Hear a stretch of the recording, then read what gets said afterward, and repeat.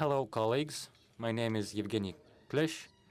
I'm head of partner relations at the New Media School. I'm glad to welcome you to our panel. Let me now introduce our experts. We have journalist, screenwriter, producer, and director Dirk Pohlmann, digital development director at TASS Kirill Sidorov, director for GR at PIX Robotics, chair of RPA cluster and founder of NARPA Academy Sergei Votiakov, head of countering unreliable information at Dialog regions Sergei Maklakov, head of Rybar think tank Mikhail Zvinchuk, manager and co-founder of VRT Konstantin Negachev, and founder of TDS and creative director of TDS, Konstantin Gerasimov. We are going to discuss a very important and relevant subject today. That is the development of creative industries amid all the trends in technology, in geopolitics, and in mediascape that we are well aware of, how it impacts fact-checking, how it can be helpful or not in dealing with fakes or inaccurate information. How can we tap creative industries to advance our development and ensure the informational security of our country? My first question goes to Dirk Pohlmann. We'll start with you, Dirk, because we are seeing firsthand today how the information coverage globally is constantly shifting. You have different geopolitical processes that bring about a lot of changes. And I wanted to ask you, in your view, how do we balance advancement and progress on the one hand, while on the other, maintaining and building national sovereignty in information?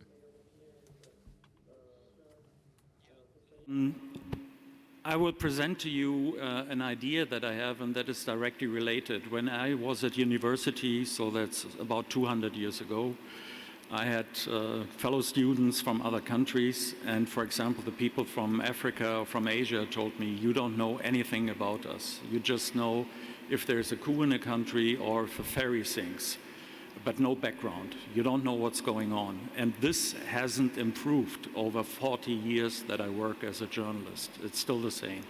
Although the technical possibilities are huge, meanwhile. With $10,000, you can do TV pieces now. You just have to be able to do it. So that needs to be improved. And when I say it hasn't improved, it has deteriorated because now it's also an information war. It's not, the aim is not to have something like a global village where we can listen to each other, but to dominate that part. And it's what the Americans call full spectrum dominance, also in that area. So we will have to counter that. What is here, why I'm here, is because I think this is a chance. From technology, we have possibilities that are much better than before. If it's okay, then I ask the people to show that's a 1.5-minute video of the basic idea that I want to propose. Просьба включить видео. Yes, let's show the clip, please.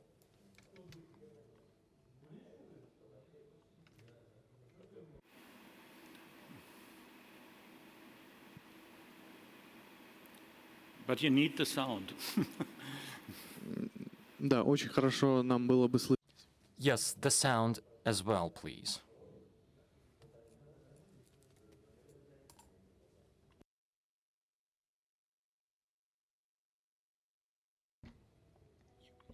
Articles, I think you have to start from the beginning, otherwise... Давайте начнем сначала, пожалуйста, ролик.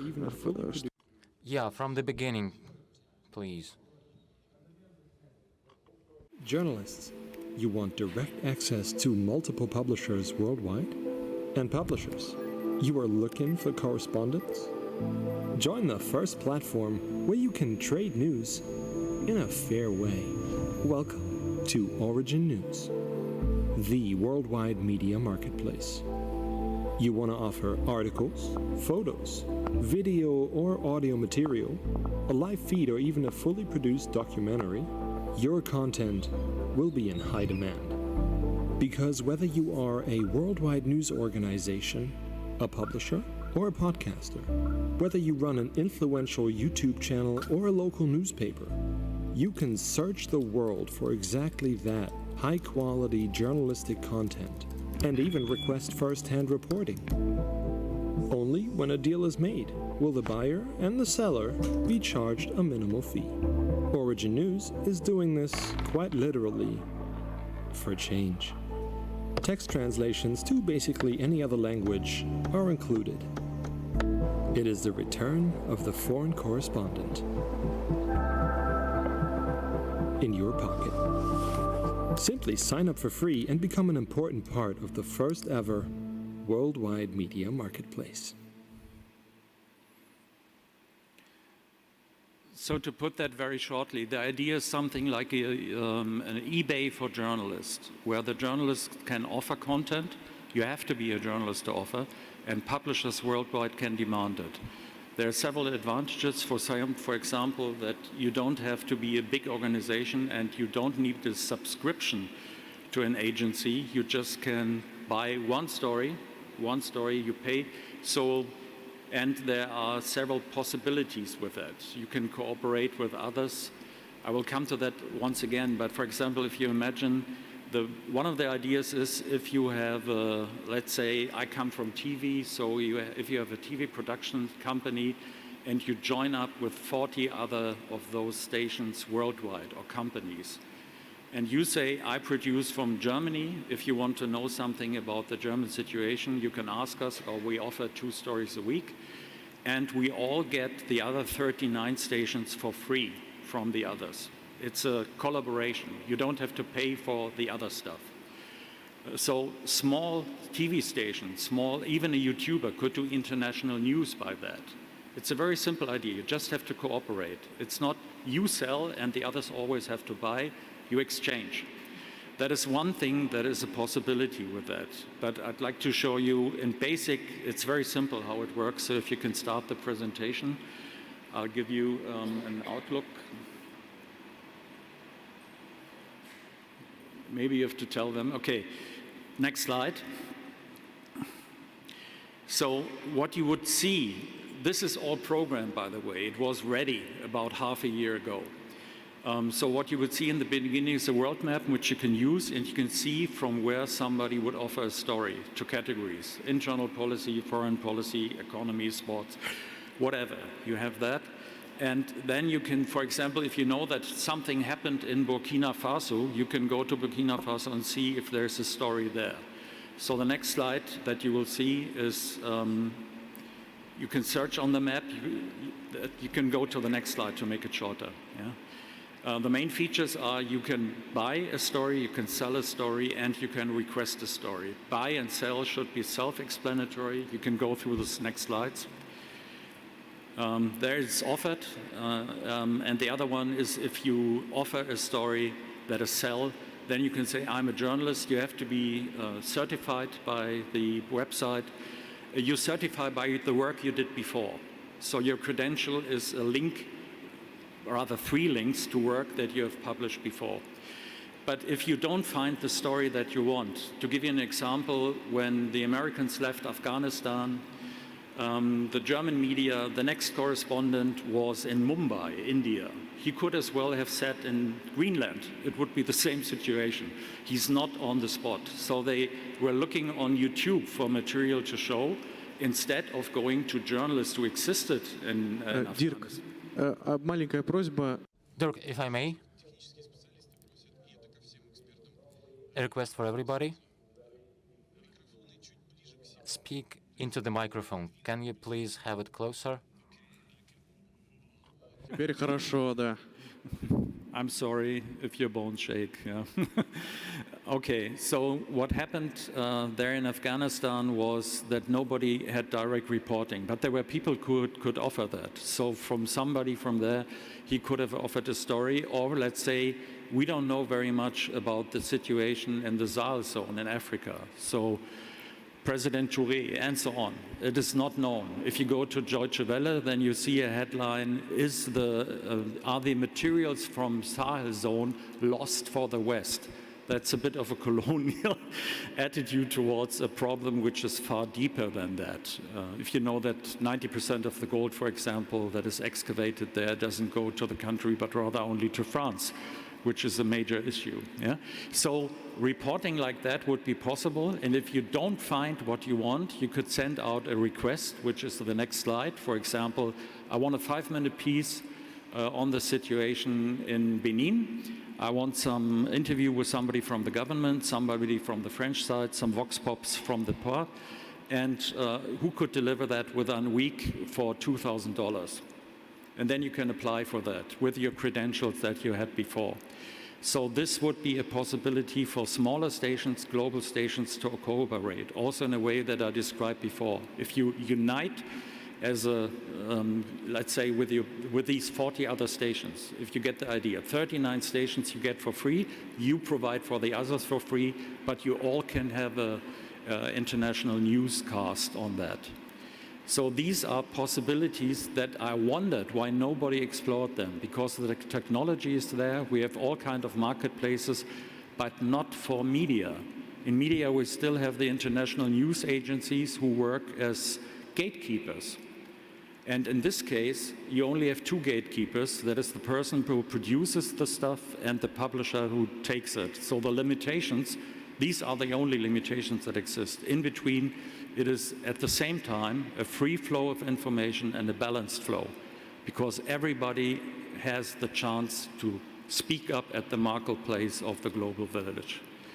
So that is my idea, which I think could change the international news flow, but not only news, also other kinds of reporting. As I said, even fully documentaries. Technology-wise, it's no problem. 3 years ago, translating was still in its infancy, but meanwhile, a piece of cake. You can even have the original voice of somebody in a different language. So all of that. And I would like this to offer, because I had a person who wanted to finance it, and then after we had readily programmed it, he only wanted to limit it to the United States. But that was not the idea. The idea was a global marketplace. So if it's going, I still have the possibility to offer that. So I would like to offer this idea to BRICS and the Global South, to the people who really would have an advantage from that. The Americans don't need this technology. It's all the others that need it. That's my thought. Спасибо большое, Дирк, за эту прекрасную идею, которая отлично... Thank you, Dirk. I think this idea is a great fit for this notion of a multipolar world that we discuss a lot as well. Thank you. Our next expert from TASS, International News Agency, Kirill. You're well known across the world, and in Russia, TASS News Agency was among the pioneers of fact-checking. You set up special units to fact-check, because as a news agency, you are the original source for many media, most of the media in Russia. Could you please tell us about how you organize these efforts, how you handle information, what's the structure of these units, and then how the constantly shifting agenda and the development of technology impacts you? ТАСС появился в 1904 году. When TASS came to be in 1904, so it was created to battle fakes.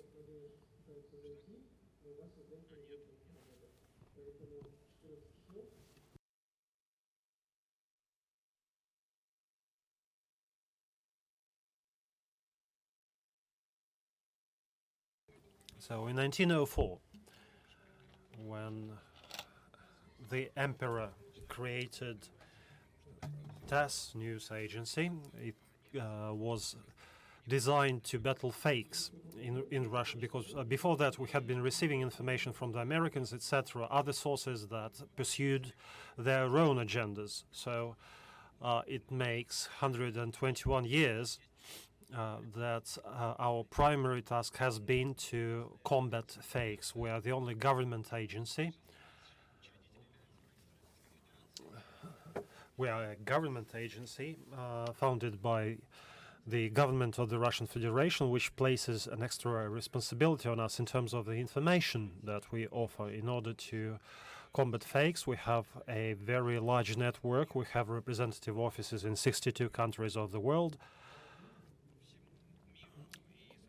In every corner of the globe, our correspondents move around from one important event to another. So at any point in time, at a major event, there is a correspondent from TASS. So we collect information from all news feeds. There are sites available in the internet. We have news aggregators in Russia, or the colleague has just offered. So there are other platforms like OANA, uniting 32 countries where mass media exchange information, news feeds where media exchange information. So, and if we discuss where fakes in TASS could come from, primarily this may be from our foreign partners who plant false messages, or when we learn something from the social media that's not allowed in Russia. We have a monitoring department working 24/7. So how we verify things? First, we look at both texts and images. We have the biggest photo bank in Russia. Just a few days ago, we exceeded 65 million photos. So this year celebrates 100 years of Photo Chronicles, and we have this bank combining 100 years worth of photos. We also look at the source of the information. So the information is then looked for in Photo Chronicles, be it photos sent by our own correspondents or foreign media. Apart from the text news feeds, we also exchange photos with all news media. By and large, there is a nuance here. So if there is a fake photo in a piece of news, there is no one to place responsibility on. So if major news agencies, let's imagine, send fake photos for exchange, it's a whole big business. We exchange photo banks, we buy things from one another. So this can generate a lot of risks, and this is one of the tools that helps us see that it's true or false. As a government agency, we have good connections both in Russia with all the relevant government bodies and all over the world, where our correspondents are various representation offices, be it foreign ministry or commercial ones. So, and if some information seem fake, we always try to verify. Our principle is not to sensationalize, right? So like many of our colleagues, we'd better play it safe than sorry. We avoid putting forward fake news. So if there are important things happening in Russia, for example, so everyone goes to watch TASS news to make sure whether this event did take place or not. And this is very important. In terms of the international data, we are present in the international markets. We have a TASS.com site, even though we are under sanctions. Sadly, it's harder to exercise impact there, because when our colleagues from Russia Today try to debunk this or that information that the local media try to convey to the local communities, populations. So these sites just got closed. So we are present in all social media, be it allowed or not allowed. We convey the stance of our government. We react to the information that is fed. We contact various ministries and agencies, including foreign ministries, to obtain official information about what really happened. I think this is the most important thing in combating fakes, because if people see fakes, they react to it at once, and there is no use battling it. So people need to be provided with the true information, duly supported. So we don't have to react to the fake itself, but to its outcome, because fakes are part of big information wars. So before global fakes are presented, the audience is duly conditioned. So there are some efforts that are not fakes, but very close to fakes. And once the audience is buttered, then the fakes do strike with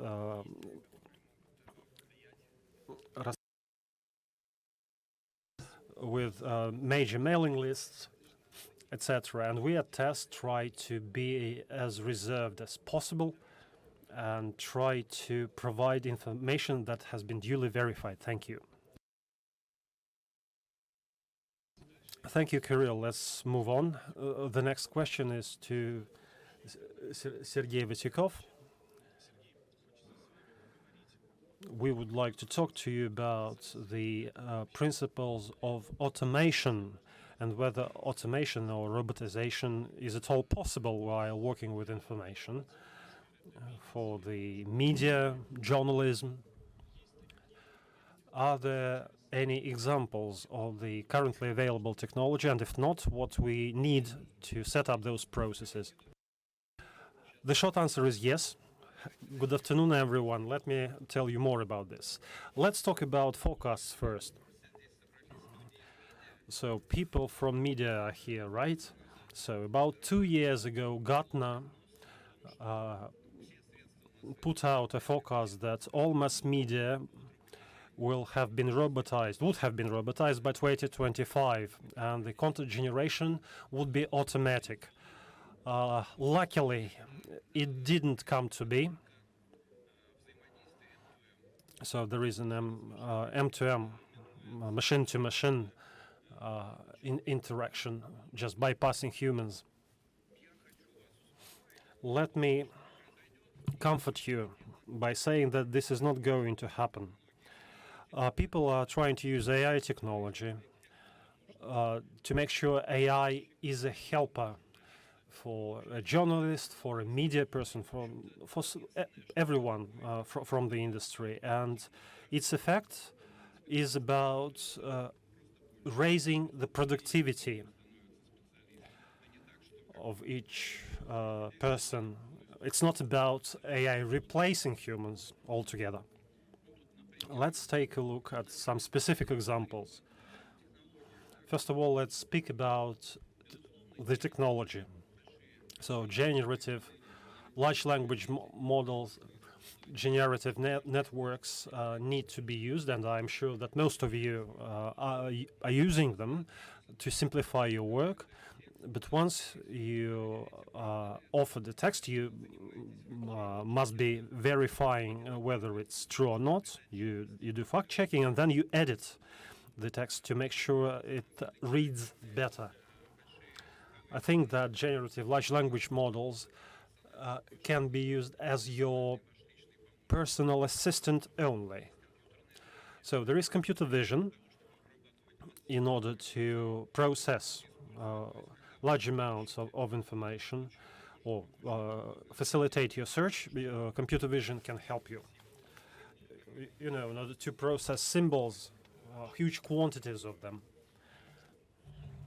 When you're looking for something in knowledge bases, databases, in the information that's freely available to public, so it has to be symbiotic. And my favorite technology I would like to focus your attention on is robotic process automation. You must have heard this abbreviation, RPA. This is a lot like magic. When we combine this software robotics with computer vision and neural networks, a miracle happens. Lots of processes can be automated then. So by and large, talking about the media environment, we can now create media that will be looking for news all around the world and publish them. I think any student who has grasped the basics of RPA is able to do that. So if you wish, I have some graduation papers that address that, and I can provide you with links.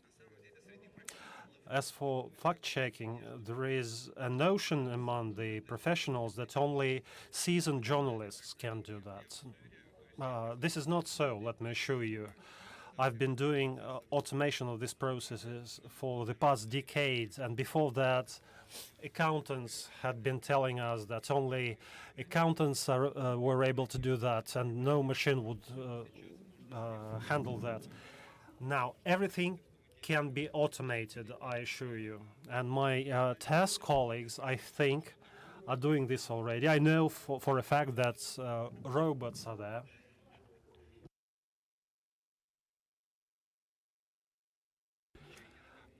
Fact-checking can be automated,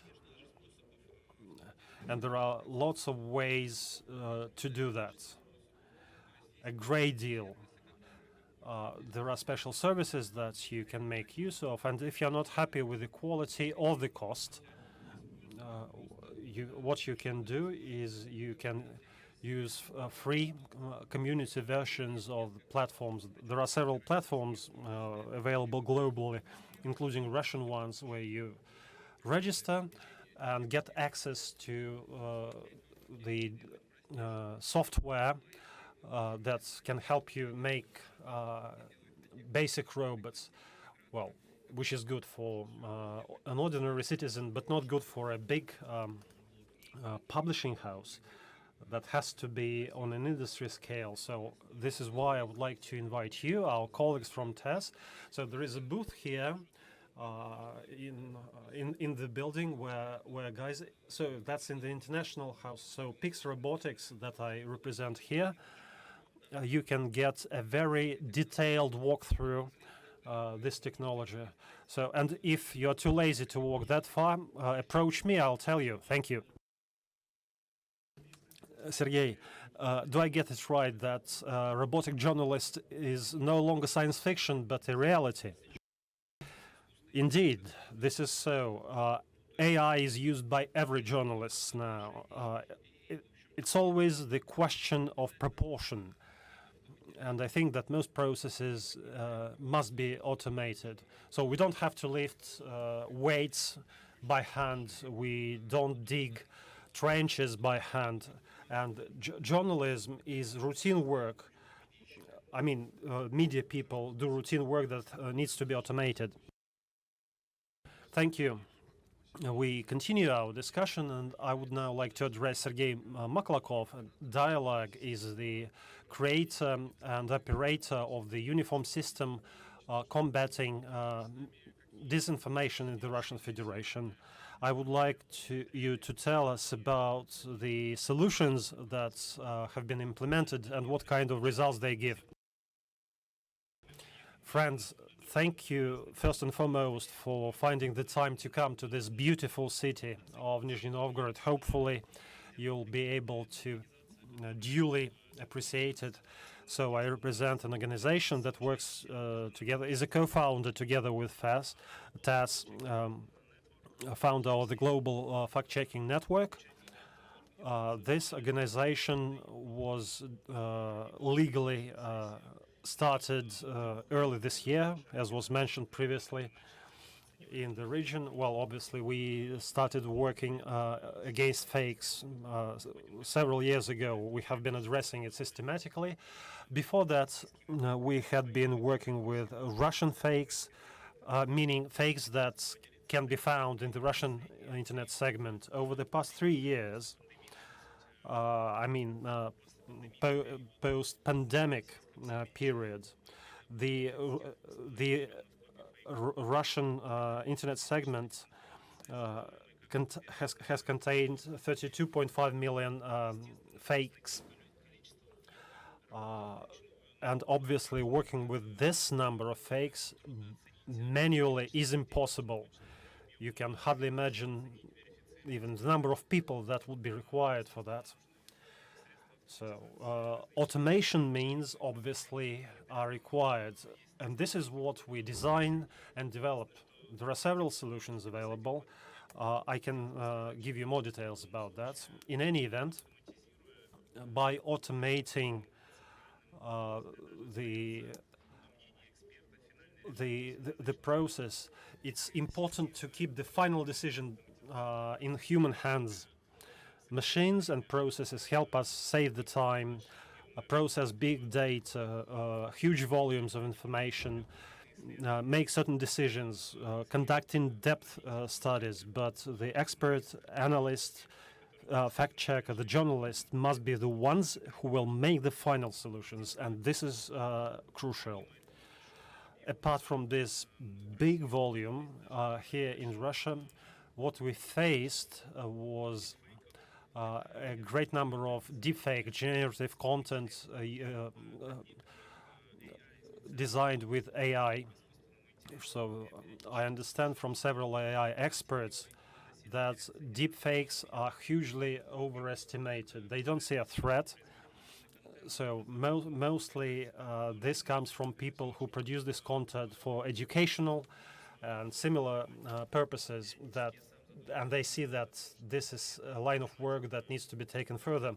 And I think often that deepfakes were not as relevant and risky several years ago as it was painted in the mass media. But let me tell you from the experience of the Russian Federation, since last August we have been witnessing a great upshot in the number of deepfakes.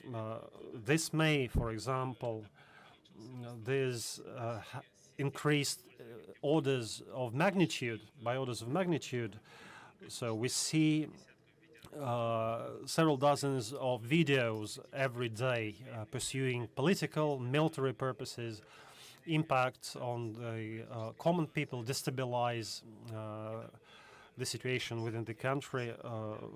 So dozens of videos with various governors of various regions, heads of the administrative units of the Russian Federation were placed within a space of several hours, generating many views.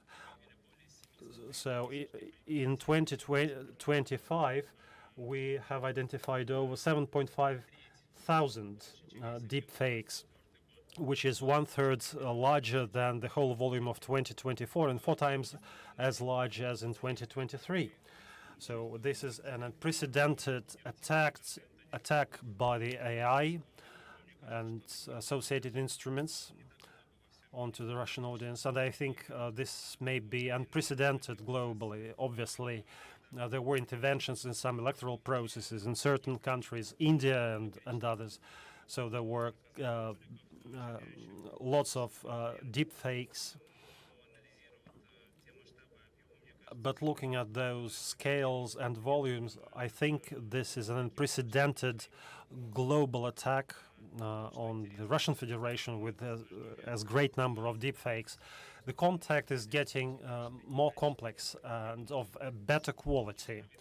And I think it's safe to assume that in the next months, mind you, not years, the ordinary person would not identify fakes as such. Recently, US President Donald Trump was on an official visit to Saudi Arabia, and there was a message that he refused to take kahva, the local coffee-based drink, which is served as a sign of respect. And then there were articles that the local TV channel produced a video showing Mr. Trump drinking that coffee. So have you seen that? How many people? So I can see that several people have watched it. I must tell you that you err and you are mistaken. So we looked at several videos, looked thoroughly at the frames using several deepfake detection system, and we haven't found traces of AI. So the fake, so there was no deepfake, but millions of people all over the world who watched that video signed as deepfake believed that it was a deepfake, whereas it was real. So the borderline between what artificial intelligence generates and what we used to watch is becoming increasingly thinner and will soon vanish altogether. And you'll need technical means to detect the difference, both for text, audio, and video. It would be quite hard for the common person to discern. So we have our own system with an integral accuracy of 88%. It uses artificial intelligence models. Several of them are in use, and we get the final result whether this or that material contains any traces of using artificial intelligence to create fakes, deep fakes. So this is re-evaluated then by experts and analysts to make the final decision, as I was saying earlier. We look at the source, at the propagation pattern. All this is needed to make the final decision. In conclusion, I would like to warn you against demonizing deepfakes and artificial intelligence by creating barriers for this industry. This is a hugely promising technology that can be used for humanitarian, educational, scientific purposes, but there are associated risks that we must be up to by developing special products. Thank you. Dialog. Thank you, Sergei. Your organization indeed does a lot to counter misinformation and disinformation. The future that awaits us really soon is pretty frightening because we'll have to run tests to verify that some information is real, not fake. Next up, I'd like to ask Mikhail Zvinchuk about your media outlets. You're usually very swift, and you contribute to defending against information warfare attacks on Russia. Could you speak to the approaches that you use in handling information, how you succeed, and what technologies you use? Hello, everybody. My name is Mikhail Zvinchuk. I'm head of Rybar, a Russian political and military think tank. Unlike other speakers, I cannot give you a link to a platform or to a solution that I'm offering. I'll be offering you an approach. We came in prepared to the beginning of the special military operation. I have a background in the military, in a private military operation company, as a freelancer. I had a team of people who were well-versed in information, so we dove headfirst into the information flows and started doing the same as we had been doing in Sudan, Central Africa, Syria, Mali, and other regions. All the same techniques were deployed for the Ukrainian conflict. Then we started expanding attracting partners, finding like-minded people to build a community, and focusing on information and the message, not so much the brand. A lot has been said about automation. My personal view is that since there is this pressure from robots and AIs waged by the enemy, we have to shift from defense, because there are a lot of tools to put psychological pressure, other means of manipulation. We need to shift from defense to offense. Technology is moving very fast. If you defend reactively, you're behind. You need to be proactive. Google published a new model. You sign up and you generate counterfakes, memes, narratives, clips that make the entire political landscape into a joke. You look at Manus and your agentic system, you look at Claude, other AIs, compare them, make Zapper, content automation systems. You take those as building blocks and structure them into your own pipeline. I teach my employees and students to constantly monitor the market. You have to be cognizant of what's required, what's current, and how to adopt the most recent tools. You have to constantly learn. If you're falling behind on something, ask ChatGPT and get a gist of something that you don't know. That's how you build up your skills and competency. Conventional education no longer works. The market dictates this always-on approach. The critical skill today is, well, critical thinking. Our team had come prepared before the military conflict. We had hands-on experience. We had a set of tools, which we expanded with AI. Anybody can subscribe to ChatGPT, to Claude, subscribe to Manus, or other services to generate imagery. That is the easy part. The hard part is how to use that. The same goes for automation.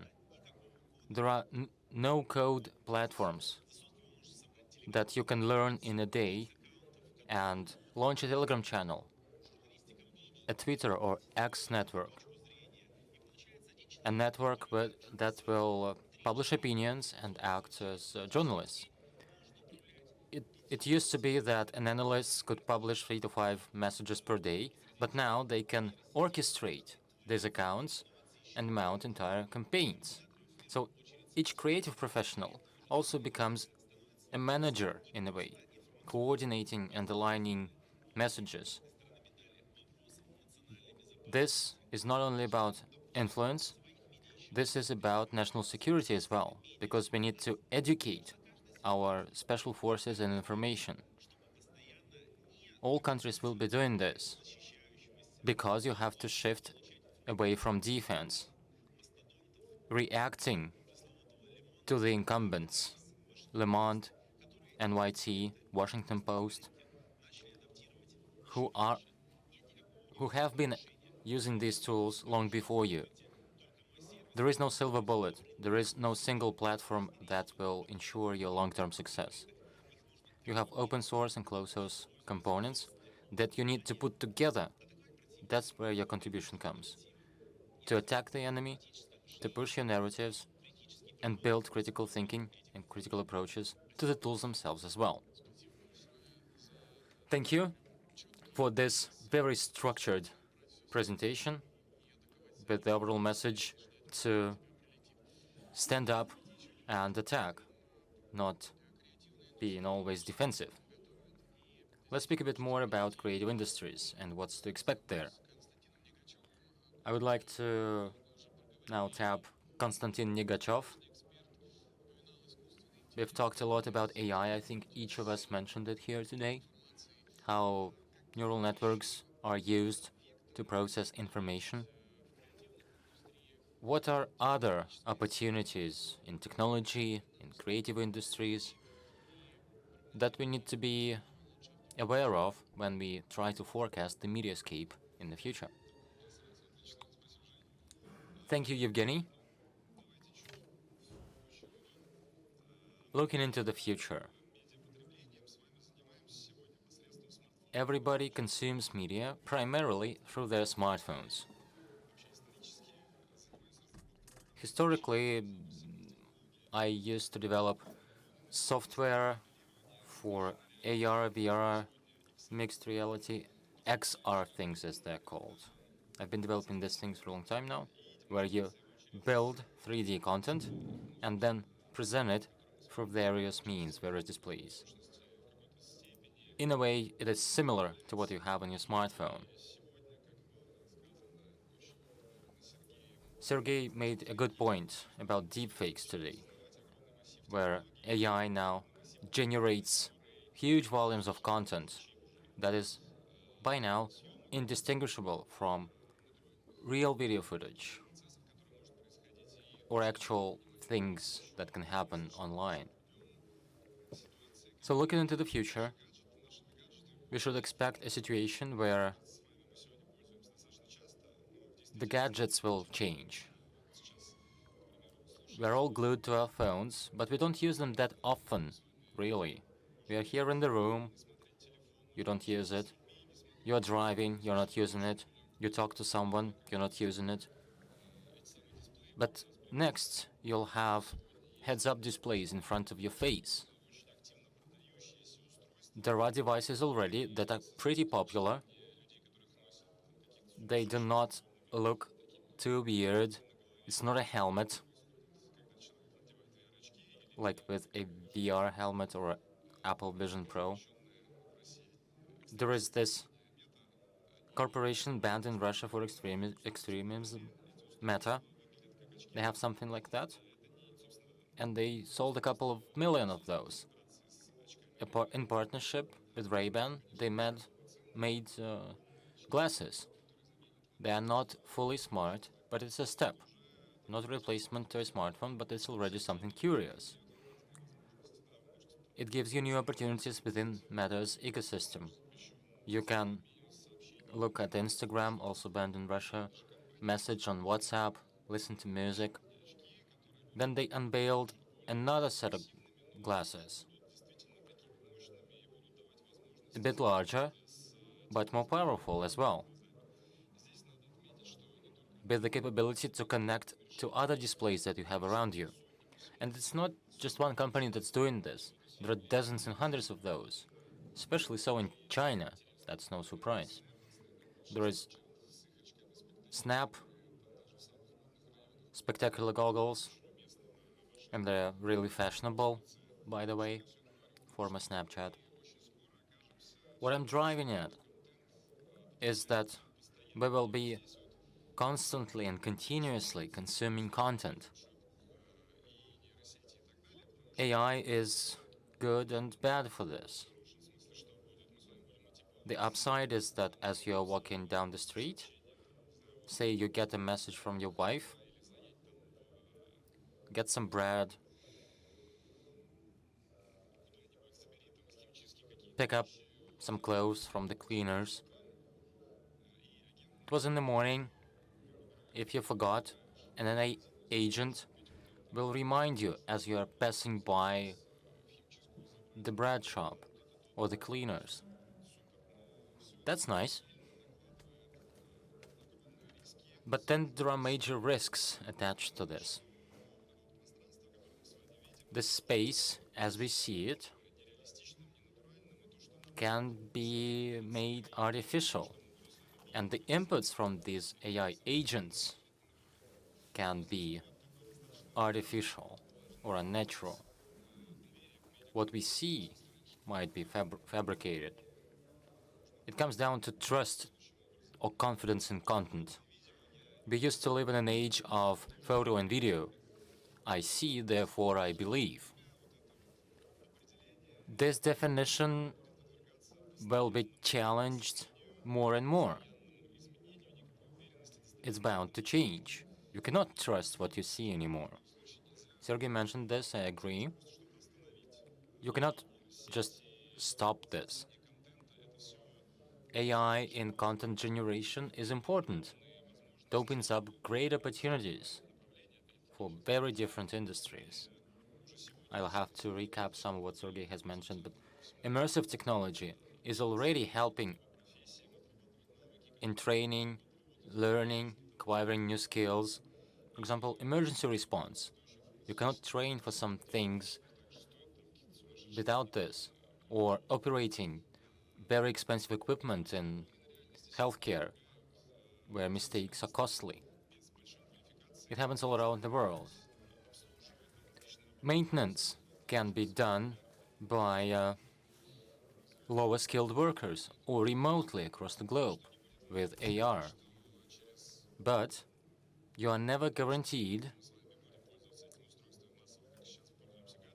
once you've started using these gadgets en masse, that whatever you see is true.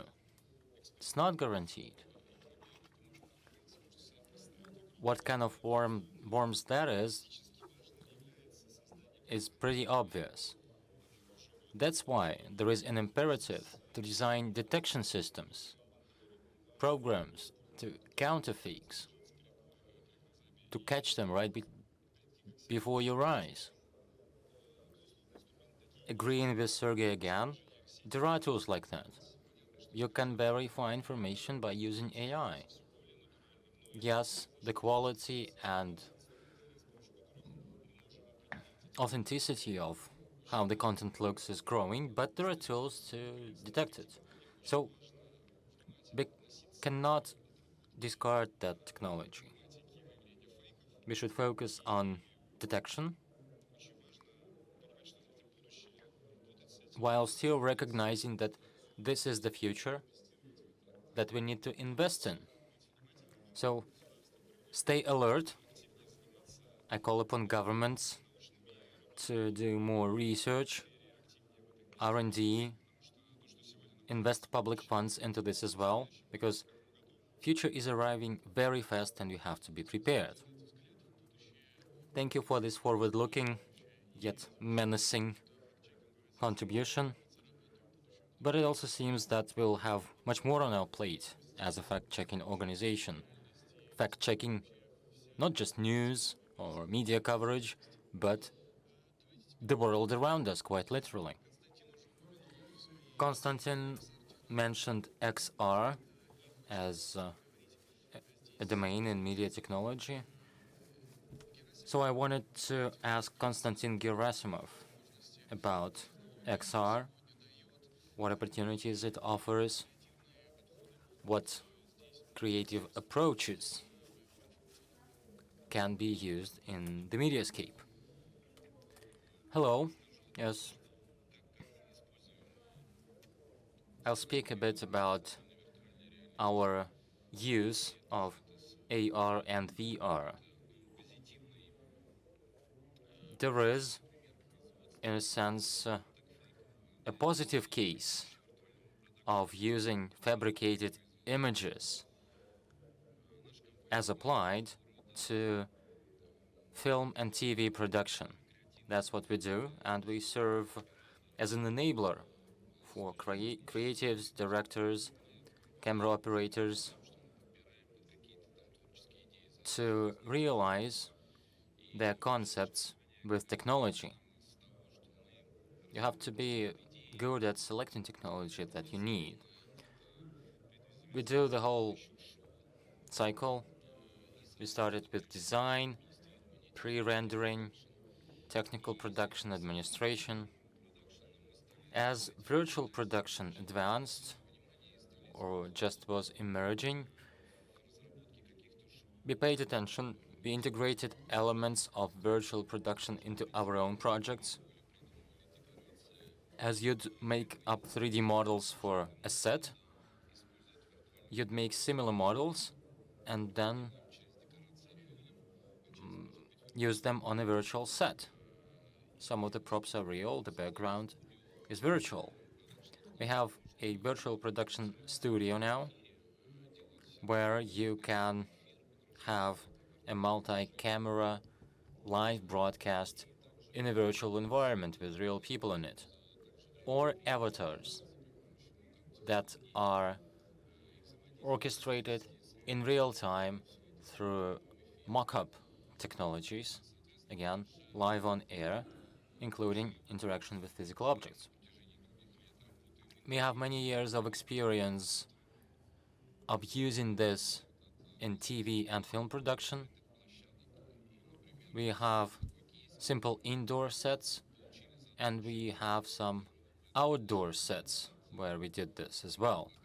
One challenging project, for example, was the 60-year anniversary of the first manned space flight by Yuri Gagarin that was celebrated at Baikonur, the space launch facility.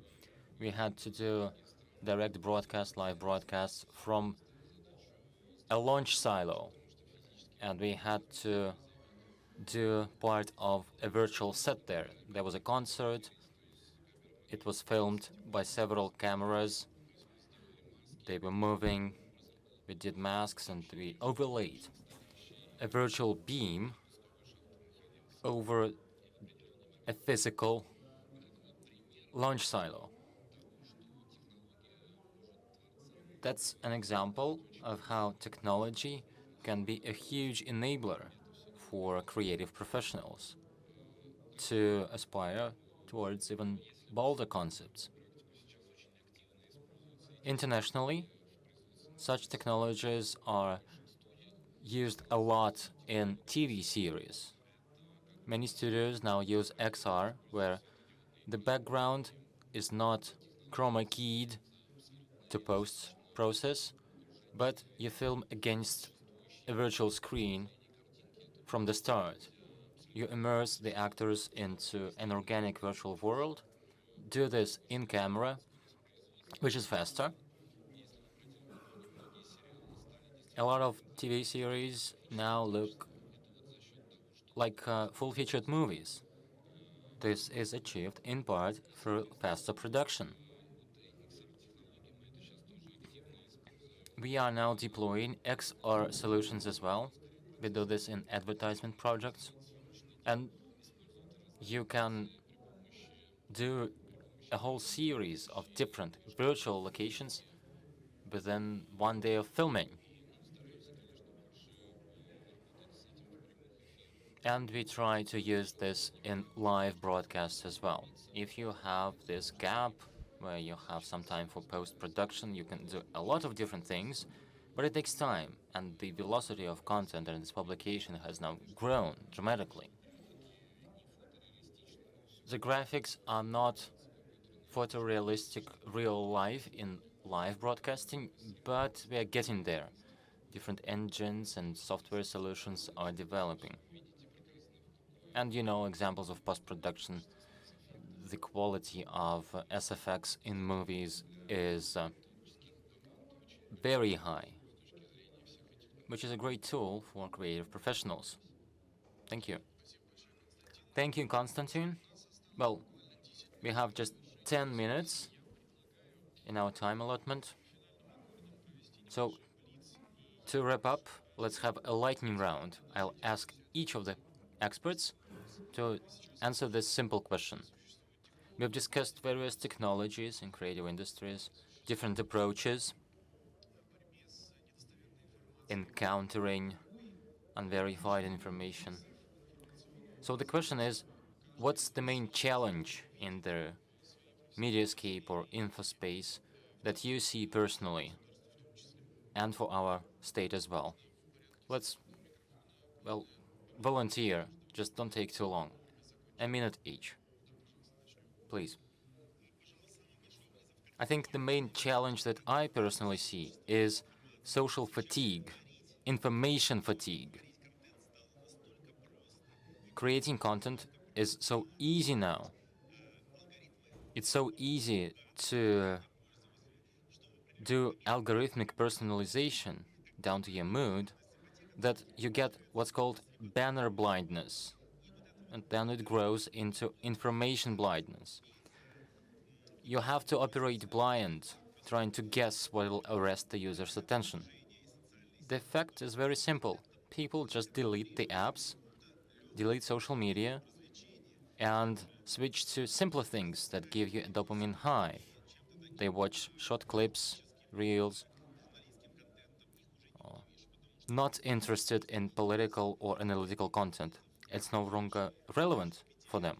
So the main challenge for the coming 2 years is to adapt, to continue selling your content to your audience. Thank you. Sergei? I'll be speaking about the challenges in AI. It's not specific to Russia, I think it's global. Regulation is the hot topic. We've seen a number of European countries to adopt stricter regulations. In Asia and in the US, the approach is more flexible, and Russia is waiting it out. There is a trend that splits into two parts. For Russia, this is about critical national infrastructure, where you have to regulate it legally, where AI is used to secure our country. We must have regulation there. The second part is what we've been mostly discussing today. Media, journalism. There is no critical national infrastructure in this space. If you over-regulate this industry, it'll not be good. So you have to make this distinction. Security is separate from creative industries. The latter doesn't need many barriers. You have to let the technology develop. It's not easy to differentiate like this, but I think that's the only way. Thank you. Konstantin is volunteered. There are very many challenges. Let me point out something that's not going to be mentioned probably. Cybersecurity and data protection. My likeness was spoofed on Telegram to attack my friends and family, try and scam them out of money. I know people who even lost money to such scams. And it's a big problem. And there is an AI component in this as well. And immersive technology will be used in the future too. It's very easy to simulate someone's voice. You get a couple of phone calls, you say hello, and then the synthetic voice that they get from this will be 97% like yours. It's very important. The global population is getting older on average. People over 40 are vulnerable to such attacks. So on government level, in any country, we are yet to see what the countermeasures will be. Hopefully there will be some. Thank you. Sergei? We've talked a lot about adapting to new technology, to the new ways how communications are done. I think one of the challenges globally, even if it's surprising, is that the global mediascape and information space are very fragmented. Opinions and positions of individual countries can clash, and some nations are not taken into account. So the challenge is to unite the global community so that people who seek the truth, who seek unbiased news, are able to work together and achieve this.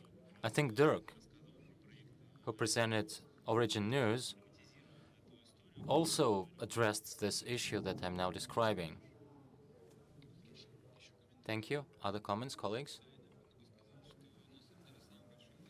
I think that the main challenge is that AI is a breakthrough akin to nuclear energy. It was developed peacefully first, but then it led to an arms race with nuclear weapons. I think there is an arms race in AI as well. So the owners of ChatGPT and other models, we don't know if they use their technology in peaceful ways or to fight.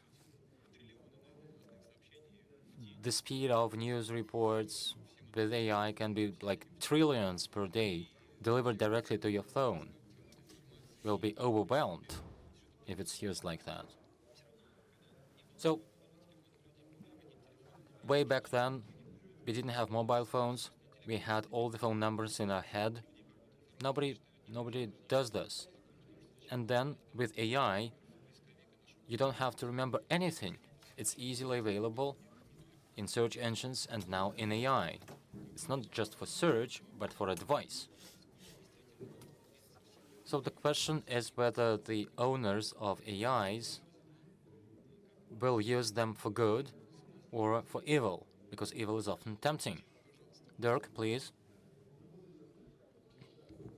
Yeah, I want to remind you of a fact that in the European Union in the last 3 years, they organized more than 20 organizations for fact-checking. So there is a big state influence in this topic, and the bottom line is fake news is Russia. So what they fight against is information from Russia. You are banned from our media system, you don't have a voice there. And that is, for me, the bigger problem than AI, that we don't even have a chance to talk to each other. When I come back from here to Germany, I might be under scrutiny because I've talked to Russians in Russia. That is considered disinformation, meanwhile. We had the first 2 cases of 2 German journalists who had been, in effect, made non-citizens of Germany, and they took all their possessions in Germany. These things are going on, so I think the main topic is really that we should be able to communicate with each other. And I would say that a person like Judge Napolitano is doing more for that than anybody else in the moment. Don't count on the mainstream media. There's a lot going on, and we have the abilities with new technology to go through these barriers. This is the real barrier that we have. Спасибо большое. Thank you. Konstantin, anything from you? Well, in terms of creative industries, not so much a challenge. We are receptive of new technologies. AI enables us to produce high-quality content and make production faster. So it's a positive force for us. All right, friends, we have a couple more minutes. If you have any questions to our panelists, this is your opportunity. Front row.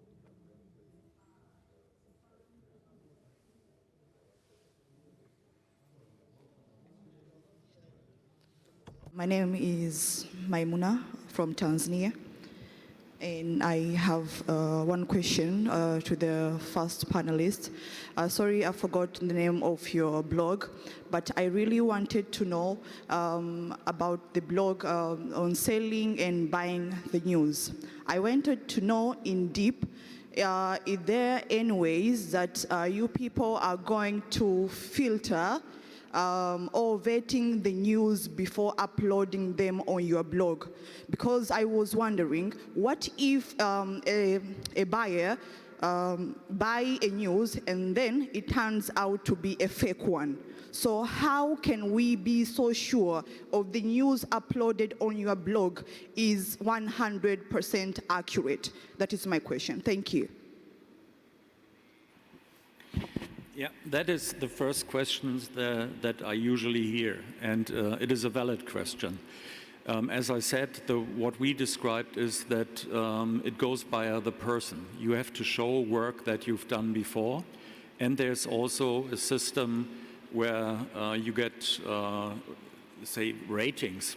So if you have been doing, this is in the rules, 3 times fake news, after the first times you're informed, 3 times you're out. So if that happens quite often, then you will not be a member of that, of the possibility. It's not a blog. The website is not online anymore because I took it down because, as I said, the guy wanted to go to USA. And for filter, no. The whole topic of this is that you get the chance to get the opinions of another part of the globe and the opinions that are valid there. This is my experience as a journalist. I've traveled the world, that if you don't understand that in different areas of the world there are different perspectives on the truth, then you will never get a full picture. And I would describe truth as the absence of lies. Lies are intentional disinformation. But we can have different perspectives on the world, and we should be able to see that. So no filtering. That is very important. The person, as I said, that offers, it's a filter in their head. On the way, no filtering. No. And it is also for the publisher, your decision to make that sure. We will help with that, and we'll have a board of people looking at that. We try to filter out, but with fake news from the visual point, it is really getting difficult. I can give you one very weird example.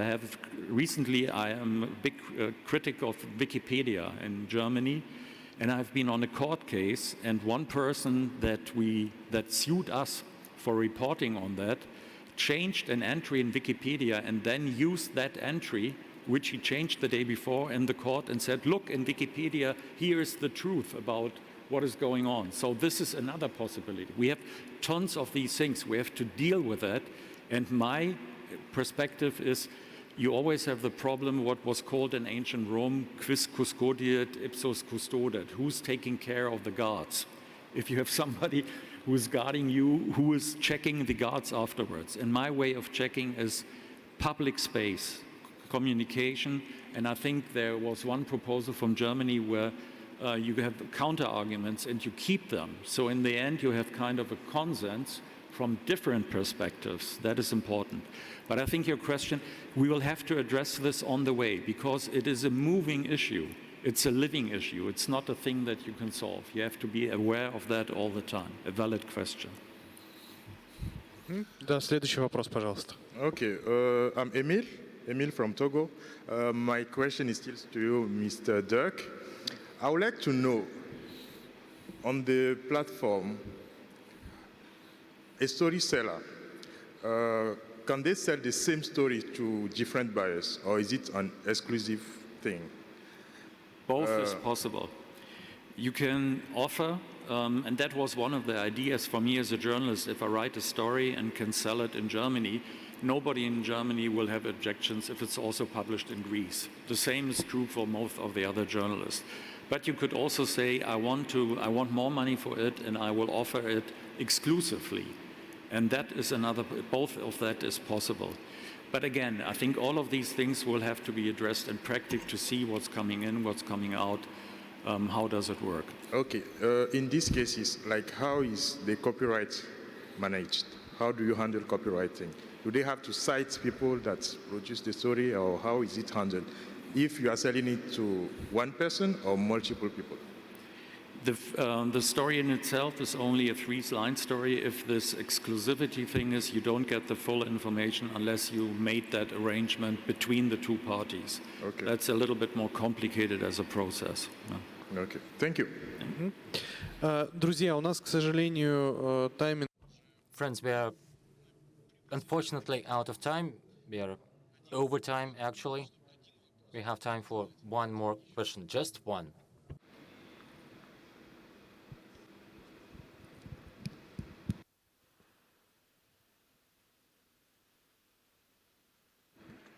Hello, this is Kausar. I am from Bangladesh. I am a journalist. So my question is for Sergei, right? Are you think robotic and automation can make real alternative for the fact-checking by human with the digital tools and identified misinformation and disinformation in general? Or this case is only for the Federation of Russia.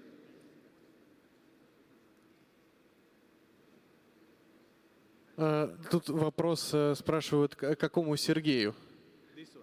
Вам. So the question was, which Sergei this question was addressed to?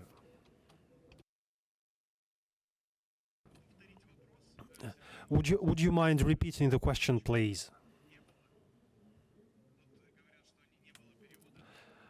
So, saying the translation. Robotic and automation can make real alternative for the fact-checking by human rights with the digital tools.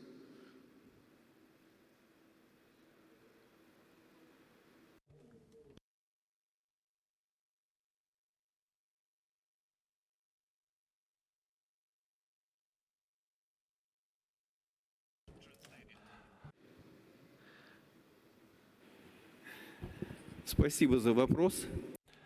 Thank you for your question. Hopefully you are getting the translation of what I'm saying. So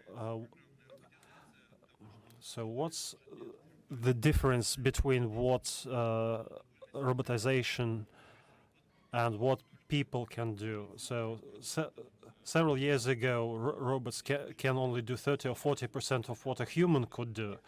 Today, thanks to the AI technology and synergies between them, so we can use computer vision for eyes, generative networks for brain, and almost 100% can be handled by the software robots and extra AI technology. Thank you for your question. This will conclude our discussion. Hopefully it was useful for you, and by conclusion I would like to point out that the digital environment sets a huge number of challenges and threats for us, and a lot more work, especially to those people who rebuff information attacks and verify information. We need to be at the cutting edge of the technology and take into account all the development trends. Let's thank our experts, Dirk Pohlmann, Kirill Sidorov, Sergei Votiakov, Kirill Maklakov, Mikhail Zvinchuk, Konstantin Negachev, and Mr. Gerasimov. My name is Evgeny Klesh. Thank you for this discussion.